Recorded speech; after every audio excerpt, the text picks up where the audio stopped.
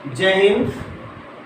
आज से हम हिंदी शुरू करने जा रहे हैं और ये यूपीएसआई का नोटिफिकेशन आने वाला है, तो उसी को टारगेट लेकर चलेंगे। टारगेट बैच हम बना रहे हैं इसको कि एसआई की हिंदी जो है आपकी हम शुरू से आखिरी तक कंप्लीट करा दें। तो इसके लिए आपको सभी वीडियो देखना होगा और ज़्यादा से ज़्यादा इसको शेयर करें। और जो भी लोग पढ़ना चाह रहे हैं, चाहेंगे शुरू से आखिरी तक पढ़ें, तो हम शुरुआत से हिंदी शुरू करके और जितना भी एसआई में सिलेबस आता है पूरा हम आपको कंप्लीट करेंगे। आज हम शुरुआत कर रहे हैं, इसलिए हम शुरू से ही आप देख रहे होंगे वर्णमाला हेडिंग पड़ा है और वर्णमाला से शुरू करते हैं।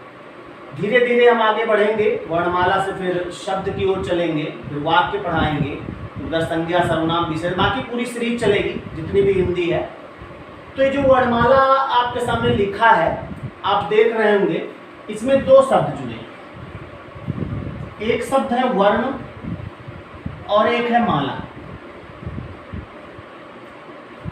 इसमें वर्ण का अर्थ आप लोग जानते होंगे, वर्ण किसे कहते हैं।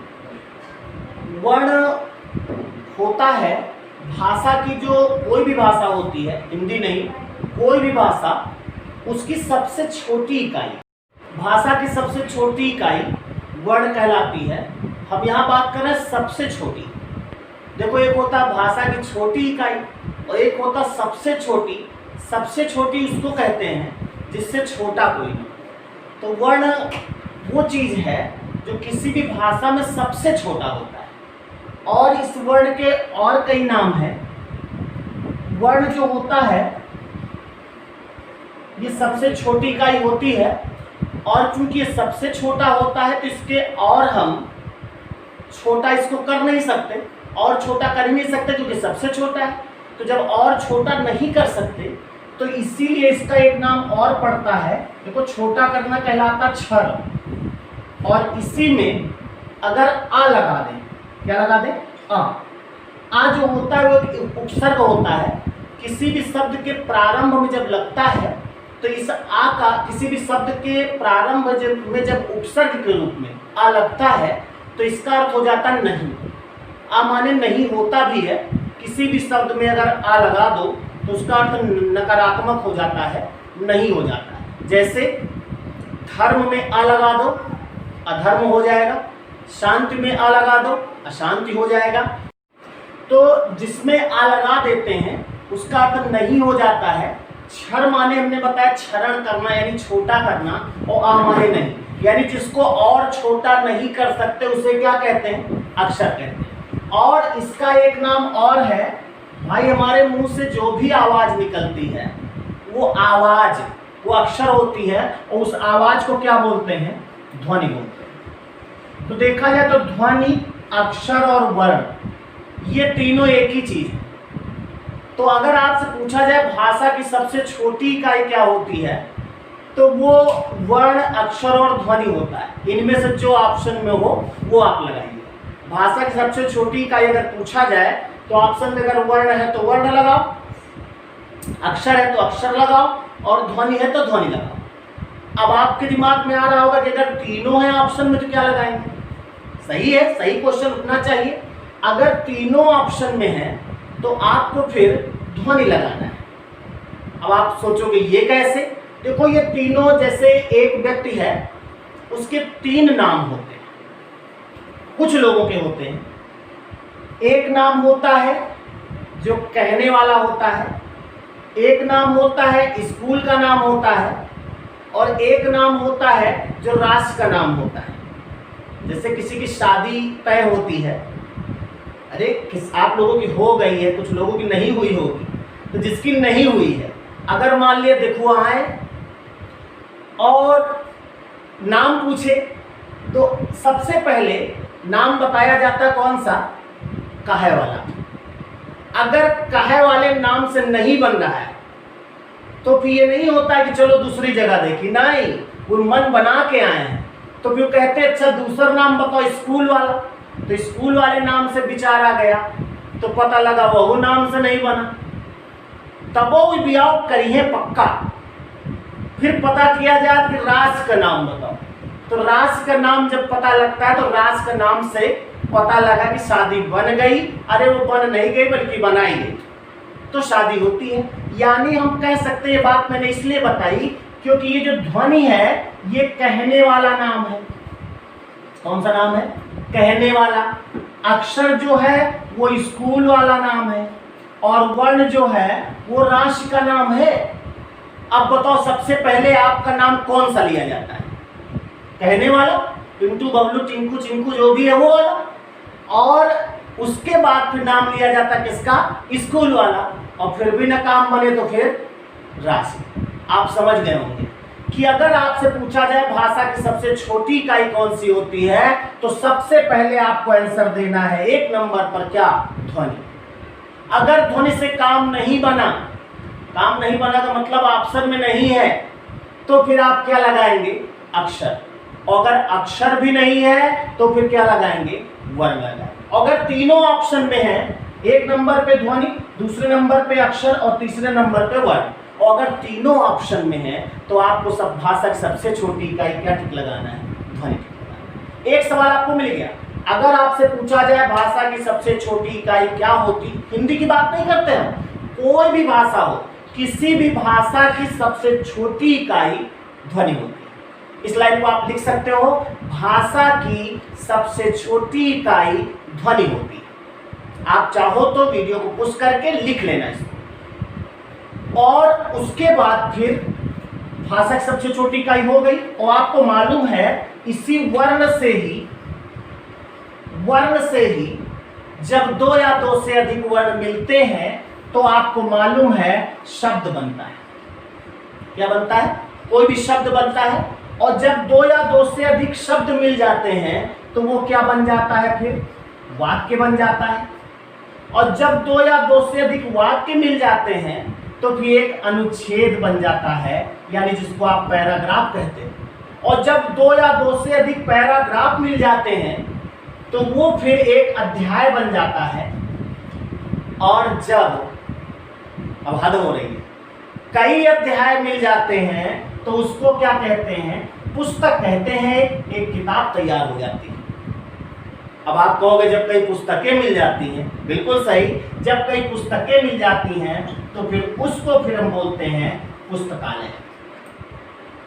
तो ये जो हमने आपको एक क्रम बता दिया है, ये आपके लिए एक सिलेबस भी बन गया कि आपको सबसे पहले वर्ण पढ़ना है, फिर शब्द पढ़ना है, फिर वाक्य पढ़ना है, फिर अनुच्छेद पढ़ना है, फिर अध्याय पढ़ना है, फिर पुस्तक पढ़ डालनी है। और जब पुस्तक पढ़ना सीख जाओगे तो पुस्तकालय जाने में मजा आएगा। तो हम पहले आपसे बात कर रहे हैं वर्ण की, उसके बाद शब्द की भी, सब पूरा क्रम से चलेंगे जैसे भी होगा। बस केवल आप लोग वीडियो हमारे लगातार देखते रहिएगा, हिंदी का हिंदा हो जाएगा पक्का।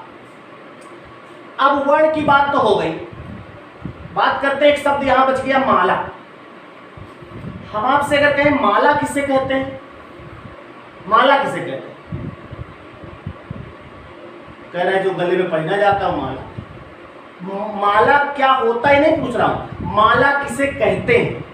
माला कहते हैं कि किसी भी चीज का एक जो सिस्टम से कोई क्रम बना दिया जाए उसे माला कहते हैं। जैसे मान लिया घर में बहुत सारे जूता चप्पल पड़े हैं, 2 चप्पल 1 जूता, 2 चप्पल 1 जूता, 2 चप्पल 1 जूता, सुतई में बांध के रस्सी में, और दोनों एक सिरा जोड़ दो तो बन जाएगी क्या? नहीं, माला नहीं, जूता चप्पल की माला। अब मान लिया फूल घर में बहुत सारे, 2 गुलाब 1 गेंदा, 2 गुलाब 1 गेंदा, 2 गुलाब 1 गेंदा, पिरोते चले जाओ, दोनों सिरा जोड़ दो तो माला तैयार हो गई। काहे की माला? फूलों की माला। इसी तरह यहां पर भी जब वर्णों को किसी व्यवस्था के तहत पिरोया जाता है तो उसे कहते हैं क्या? माला नहीं, वर्णमाला। यहां से भी एक सवाल होता है, पूछा जाता वर्णमाला किसे कहते हैं, तो उसमें कई ऑप्शन रहते हैं। एक ऑप्शन रहेगा वर्णों के व्यवस्थित समूह को, वर्णों के व्यवस्थित समूह को वर्णमाला कहते हैं। तो एक लाइन आप और लिख सकते हो, मतलब दूसरी लाइन, एक लाइन आपने लिखा था भाषा की सबसे छोटी इकाई वर्ण कहलाती है, और उसके बाद नीचे दूसरी लाइन लिख लो कि वर्णों के व्यवस्थित समूह को वर्णमाला कहते हैं। वर्णों के व्यवस्थित समूह को वर्णमाला कहते हैं, यानी वर्णमाला का काम खत्म हो गया। अब हिंदी में अगर आ जाए, अब हिंदी की बात शुरू होती है। हिंदी में अगर आ जाए तो वर्णों की संख्या पूछी जाती है। हिंदी में वर्णों की संख्या कितनी होती है? देखो हम हिंदुस्तानी हैं, हमसे अगर अंग्रेजी में भी वर्णों की संख्या कोई पूछे तो हम खटाक से बता सकते हैं 26। अगर पूछे कौन कौन, तो आप बता सकते हैं ABCDEFGHIJKLMNO। क्यों भाई? लेकिन हिंदी में बताने में थोड़ा सा दिक्कत होती, क्यों? क्योंकि अभी अगर ककहरा लिखने को कह दिया जाए तो शायद कुछ लोग गड़बड़ कर देंगे। हालांकि हम हिंदुस्तानी हैं, जान लो। कितने हिंदुस्तानी हैं? अंग्रेजी सबको आती, अंग्रेजी में 26 होते हैं, सबको रटा होता है, तो हम उसी का सहारा लेते हैं। अंग्रेजी में वर्ण कितने होते हैं? 26। और हिंदी में जानते हो, अंग्रेजी में वर्णों की संख्या सबको मालूम है 26 होते हैं, और हिंदी में जानते हो कितने होते हैं? हिंदी में इसका डबल होता है। 26 का डबल कितना? 52। अब आप सोच रहे होंगे कि ऐसे 52 बता देते, ऐसे इसलिए नहीं बताया, भूल जाओगे। अंग्रेजी सबको आता है तो 26 दूना 52 होते, इसीलिए तो I love Hindi, I hate English. English कोई भाषा थोड़े है, इंग्लिश में बहुत सारी चीजें अंडरस्टूड होती हैं। अरे हिंदी को देखकर अंग्रेजी बनाई गई। हिंदी में अब बताओ, जितना काम हिंदी में हम 52 से करते हैं उतना काम अंग्रेजी में 26 से कर लेते हैं। तो बताओ शक्तिशाली काम कौन सा होगा, 52 वाला कि 26 वाला? अरे जिसके 52 हाथ हो वो दमदार होगा कि जिसके 26 हाथ हो वो दमदार होगा? 52 वाला। और ये काम कैसे चला लेते हैं? ये बहुत सारी चीजें एक इस काम चला लेते हैं। भाई का के लिए इन्होंने दिया, किसने? का हिंदी में होता है, का के लिए इन्होंने दे दिया के। हमने कहा खा तो कहा एच लगा लो, एच लगा लो, खा बन गया, एक कम कर लिए। जी गा को जी दिया गया, हमने कहा घा तो कहा जी एच कर लो। अरे यहां तक तो फिर भी ठीक है। टाठा डाठा के लिए इन्होंने दिया है TTH DDH, लेकिन ताथा दादा के लिए कहे कि नहीं इंग्लैंड जाना पड़ेगा फिर से लाने, कहे उन्हीं से काम चला। तो इस तरह से बहुत सारे अपवाद हैं अंग्रेजी में, मैं इसकी बात नहीं करता। हिंदी में 52 वर्ण होते हैं, इसमें कोई अपवाद नहीं है। लास्ट में अभी जब चैप्टर समाप्त होगा तो हम आपको 52 गिना देंगे। और क्यों हम ऐसा बोल रहे हैं? क्योंकि बहुत सारी बुक्स में बहुत सारे अपवाद हैं, कहीं पर 50 है तो कहीं पर 48 हैं, लेकिन मैं आपसे बता रहा हूं, मैं 52 लेटर 52 अक्षर प्रूफ करूंगा लास्ट में कि 52 ही होते हैं। कोई कम ज्यादा हो, कहीं पर अपवाद हो तो आप हमसे बात करिएगा। ओके, तो एक लाइन लिख सकते हो, हिंदी में वर्णों की संख्या 52 होती है। इसको लिख लो, हिंदी में वर्णों की संख्या 52 होती है।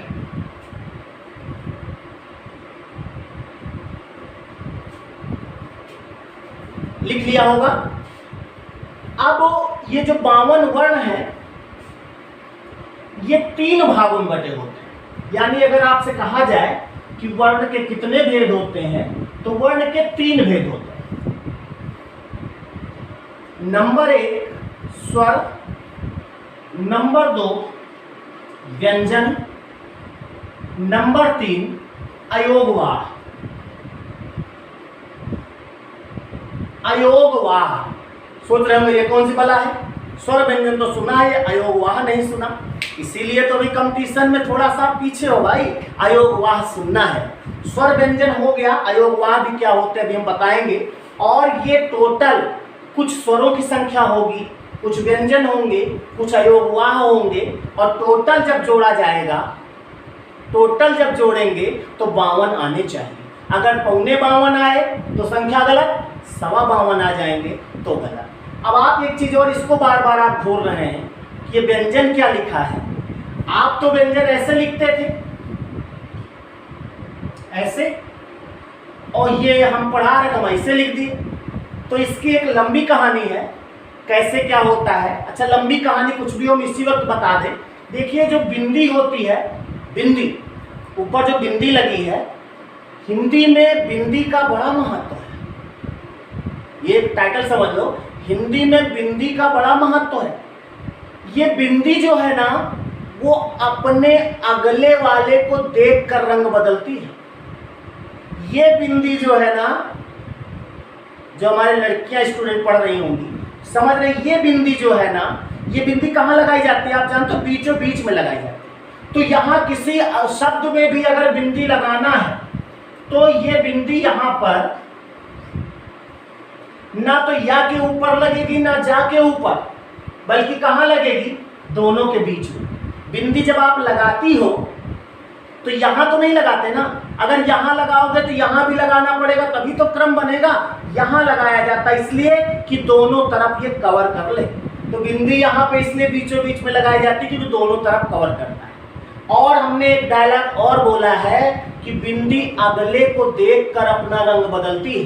अगले को मतलब जहां पे लगना है उसके आगे कौन सा व्यंजन है, इसको देखकर ये अपना रूप बदलती है।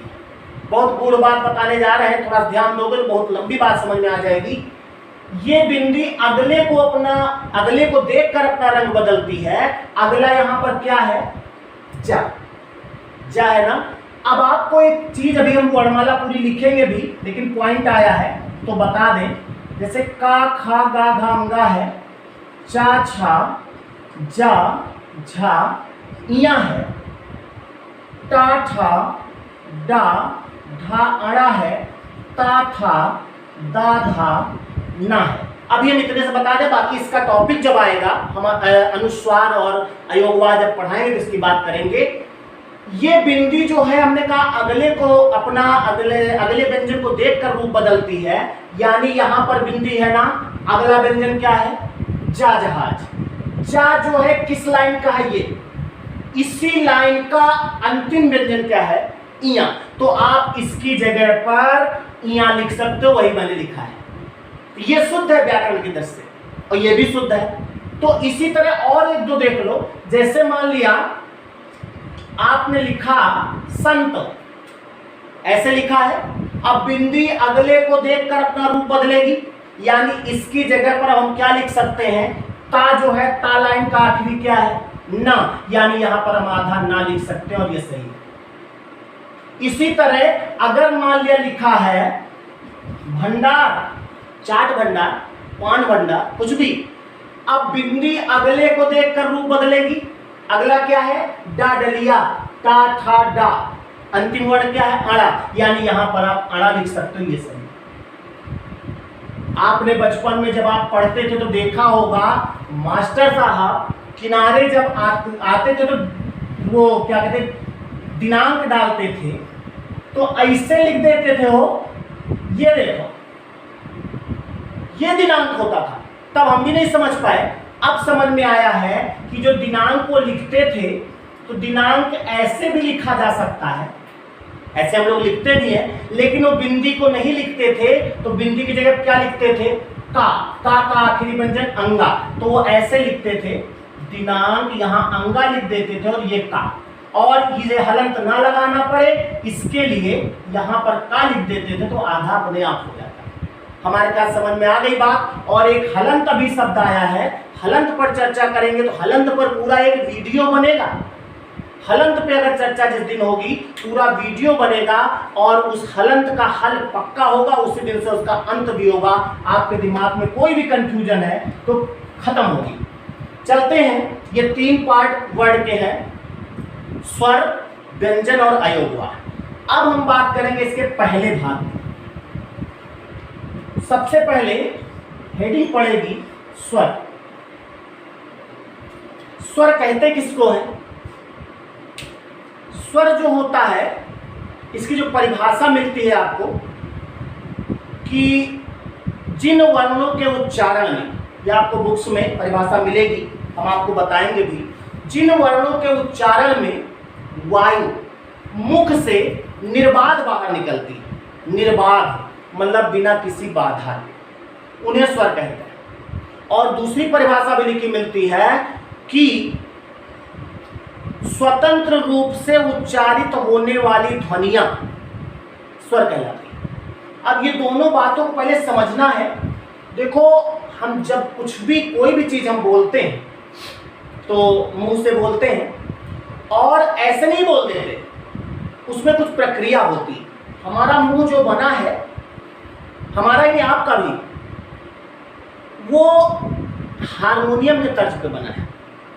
अब पता नहीं हारमोनियम के तर्ज पे हमारा मुंह बना है कि हमारे मुंह के तर्ज पर हारमोनियम बनाई गई है। हारमोनियम देखा है आपने? देखा है। उसमें क्या होता है कि एक हाथ से ऐसे पर्दा दिया जाता है, हवा आती है उससे, और कुछ यहाँ पर बटन लगे होते हैं, उनको दबाया जाता है तो उससे टीपी सीपी के दैया दैया दैया रे निकल आता, पता नहीं कौन सा गाना निकलता है। उसी तरह हमारे मुंह में भी होता है।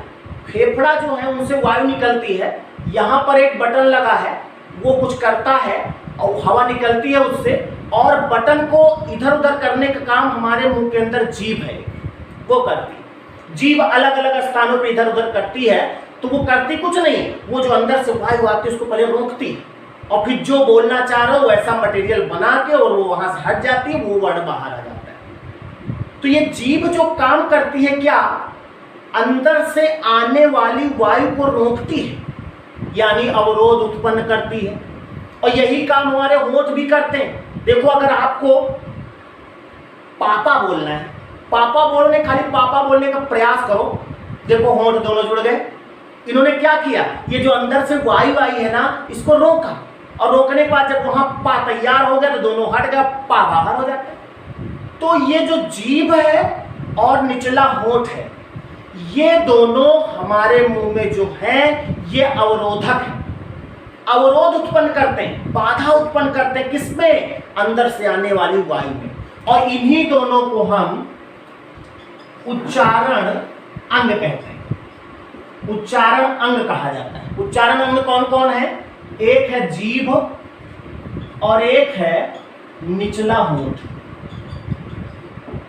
जीभ और निचला होंठ, ये दोनों उच्चारण अवयव हैं, उच्चारण अंग है। अंग की पर्यायवाची अवयव भी होती है, तो अगर अवयव लिखा मिले या अंग मिले तो बात वही है।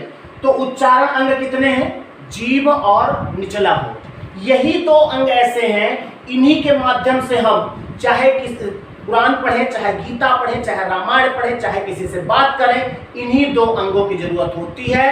और केवल यही दो ही अंग होते हैं। मेरे अंदर भी हैं, आपके पास भी हैं, प्रधानमंत्री जी के पास भी हैं, और एक रिक्शा चालक के पास भी है। यानी कि यही दो अंग से सब काम होता है। ये दो उच्चारण अंग हैं, उच्चारण अवयव है। और हमारे मुंह में, जब हमारे मुंह में कहें तो आप अपने मुंह में भी समझिएगा, 5 उच्चारण स्थान होते हैं। देखो, स्वर समझाने के लिए सब बताना पड़ रहा है।